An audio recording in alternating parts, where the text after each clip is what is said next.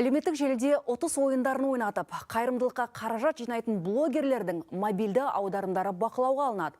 Қаржы министрінің орынбасары Ержан Біржанов әртүрлі адамнан 100-ден астам төлем түссе, жиналған ақшаның қандай мақсатта жұмсалғаны жан-жақты тексерілетінін айтты. Ал такси жүргізушілері мен шағын кәсіп иелері нені білу керек? Ая Мүтәлі тарқатады.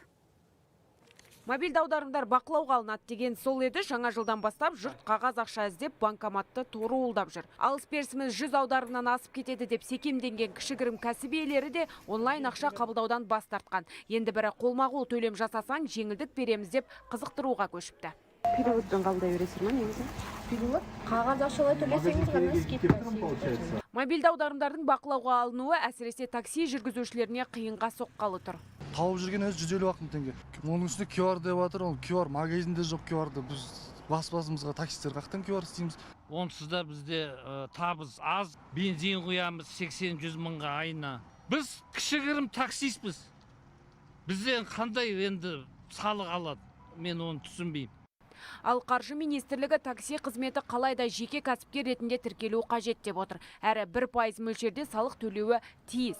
Дегенмен ақша аударымдары шектен тыс көп болса да бас салып тексеріс жүргізбейміз дейді қаржы министрлігі. Мы сразу к нему с рейдом не придем. Егер азаматтың ақша аударымы тиісті талаптан асып кетсе, біз оған бірден тексеріс жүргізіп, айыппұл салмаймыз. Әуелі мәліметтерді салық органдарына хабарлаймыз. Олар қосымша ақпарат берсе, ол азамат салық төлеуші ретінде есепке тұруы тиіс. Яғни біз декларация тапсыруға мүмкіндік беріп отырмыз.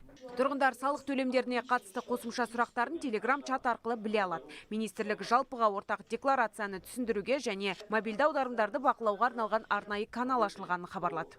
Әлеуметтік желі арқылы қайырымдылыққа ақша жинайтындардың да мобильді аударымдары тексеріледі. Егер 100-ден аса аударымның қайдан түскенін, жиналған соманың мұқтаж жанның шотына аударылғанын дәлелдей алса, онда ешқандай сұрақ туындамайды. Себебі қайырымдылық шаралары үшін салық көзделмеген.